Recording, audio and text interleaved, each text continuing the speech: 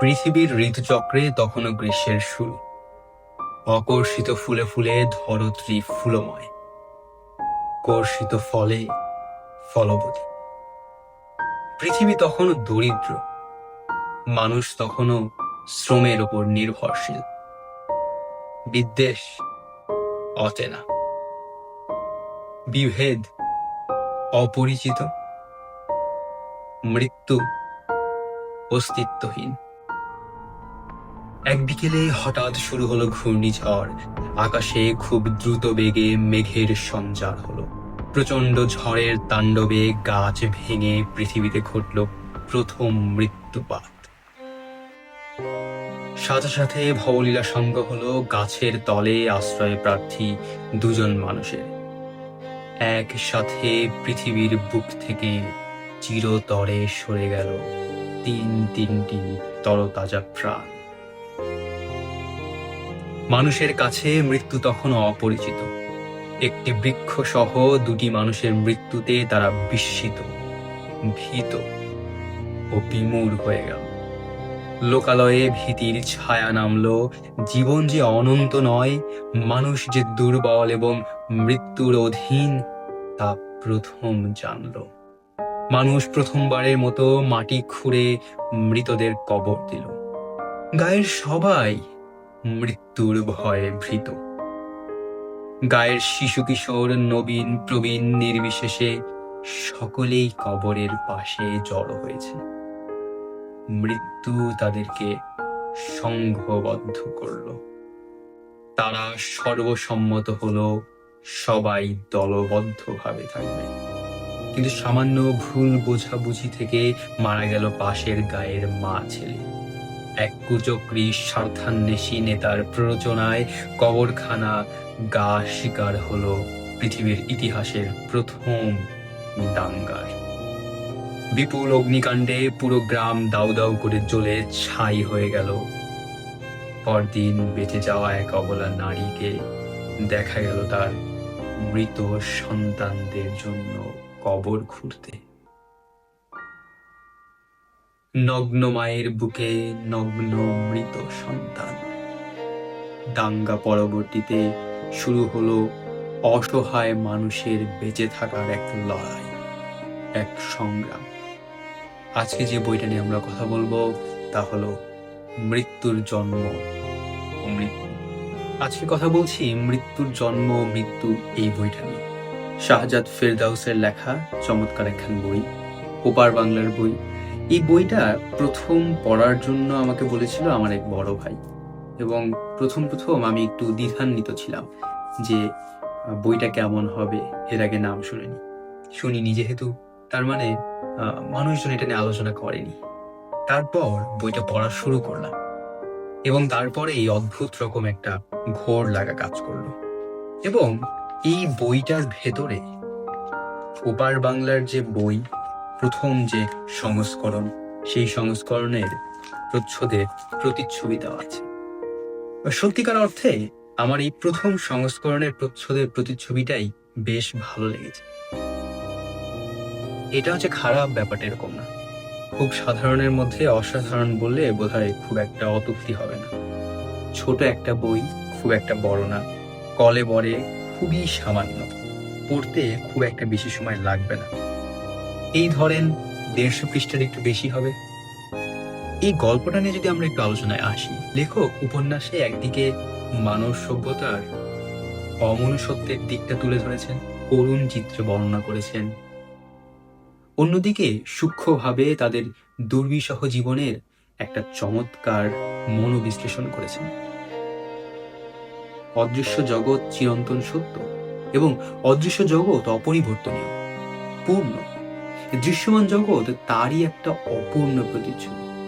শাহজাদ ফেরদাউসের লেখনীতে অপূর্ণের মধ্যে পূর্ণের আর খণ্ডের মধ্যে অখণ্ডের একটা আবিষ্কার এবং একটা চমৎকার বহিঃপ্রকাশ হয়েছে। আমাদের জীবনের যে বহির বাস্তবতা এবং আমাদের ভেতরকার যে বাস্তবতা, একে অন্যের পরিপূরক এবং পরস্পর যে নির্ভরশীলতার ব্যাপারটা এই উপন্যাসে চমৎকার ভাবে ফুটে উঠেছে। এই উপন্যাসে মানুষের পরস্পরের প্রতি ঘৃণা, পরস্পরের প্রতি বিদ্বেষের বিষয়কে মূল উপকরণ হিসেবে নেওয়া হয়েছে। মৃত্যুর জন্ম এবং মৃত্যু এই উপন্যাসটা শুরু হয় পৃথিবীতে মানুষের প্রথম মৃত্যুর ঘটনা দিয়ে। এই জন্যই নামটা বোধহয় বলা হয়েছে মৃত্যুর জন্ম।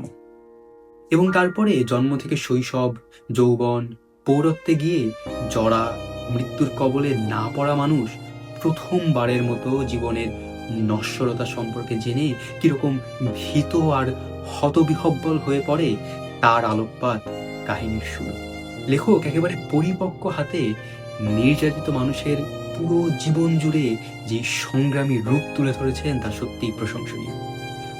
নির্যাতিত মানুষের মর্মস্পর্শী সংগ্রামী জীবনচিত্রের সাথে তার এক বেদনার যে পরিণতি এবং তার যে অবতারণা, সেটা হয়েছে চমৎকার।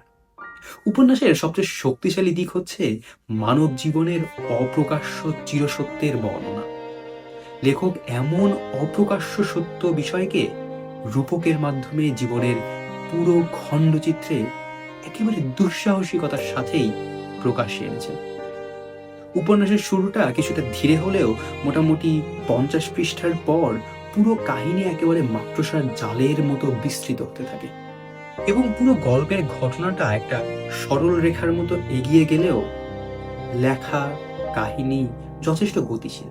পড়ার সময় একটুও বিরক্ত লাগবে না। তবে উপন্যাসটা একটু ধীরে সুস্থে সময় নিয়ে পড়া উচিত, কারণ উপন্যাসের যে অন্তর্নিহিত মূল ভাব এটা একটু কঠিন, একটু চিন্তা করার মতো, একটু আপনার মনোজগৎকে নাড়া দিবে। ধীর স্থির হয়ে যদি বইটা পড়েন তাহলে বেশ উপভোগ করবেন। প্রত্যেক ধর্মেই বলা আছে মানুষের জীবনের 3টা স্তর: জন্ম, মৃত্যু, পুনরুত্থান। প্রত্যেক ব্যক্তিকেই অনিবার্যভাবে এই 3টা পর্যায় অতিক্রম করতে হয়।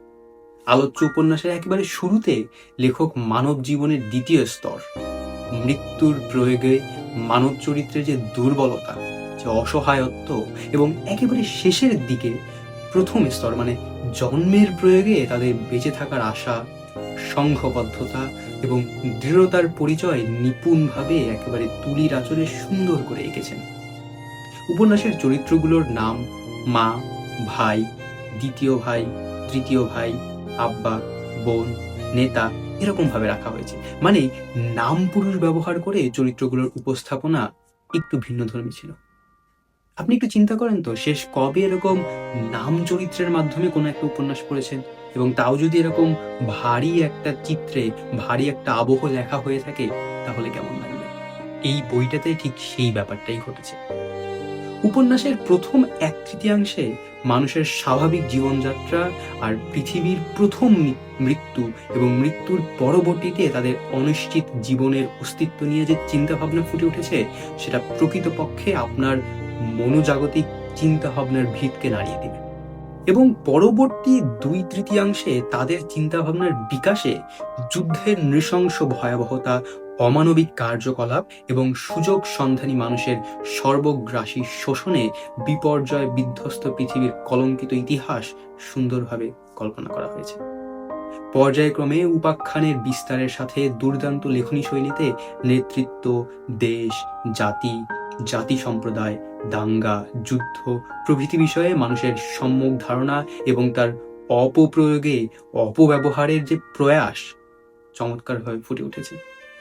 মানুষ পৃথিবীর একমাত্র বিদ্বান জাতি, জ্ঞানী জাতি হিসেবে পরিলক্ষিত হলেও যারা লজ্জা নিবারণের জন্য কাপড় পরিধান শুরু করে সত্য, কিন্তু পারিবারিক সামাজিক শিক্ষা, যুক্তিতর্ক, ভাষার ব্যবহার, সমস্যার সমাধান, সামাজিক বন্ধনে গড়ে ওঠা প্রথম গ্রাম তৈরি করেছে ঠিকই, এবং গ্রাম থেকে আধুনিকায়নের পথ ধরে পর্যায়ক্রমে নগরী এবং তাদের মহানগরের বিকাশ ঘটে। মানবজাতির ক্রমবর্ধমান উন্নতির যে বর্ণনা, সেটা ধাপে ধাপে বেশ বাস্তবসম্মতভাবে ফুটিয়ে তুলেছেন লেখক। মহানগর নগরীর যুদ্ধের বর্ণনাগুলো অত্যন্ত বাস্তবসম্মত ছিল। আধুনিক যুদ্ধাস্ত্র, সমরকৌশল ছাড়া মানুষ কিভাবে যুদ্ধে জয় পরাজয়ের শিকার হয়েছে সেগুলোর উপস্থাপনায় লেখক দূরদর্শিতার পরিচয় দিয়েছেন। এবং বইটা পড়ার পরে বেশ কিছু প্রশ্ন আপনার মনে থেকে যাবে। পৃথিবীর নিরীহ দুর্বল মানুষগুলো কিভাবে বিপর্যয়ের মোকাবেলা করবে? প্রথমবারের মতো সাম্প্রদায়িক ভেদাভেদ, দাঙ্গা, যুদ্ধ, মহাপ্রস্থান কিভাবে হয়েছিল? এবং উপন্যাসে আদিম মানব জীবনের অসহায়ত্ব আপনি নিজেই উপলব্ধি করতে পারবেন। লেখক বাড়তি কোনো উপকরণ ছাড়াই পুরো উপন্যাসে মানবজাতির নশ্বর জীবন নিয়ে ভয় ও অসীম কৌতূহল সৃষ্টি করেছে। এই বইটা পড়ার পরে এতটুকুই বলবার আছে। চেষ্টা করেছি একটু ভিন্ন রকমভাবে উপস্থাপনা করার। আজকে আপাতত এতটুকুই। কেমন লেগেছে অবশ্যই জানাবেন। এরকম বই সম্পর্কিত আলোচনা শুনতে চোখ রাখুন the brown storyteller Facebook পেজে। দেখা হবে অন্য কোনো একটা বই নিয়ে, অন্য কোনো একটা আলোচনায়।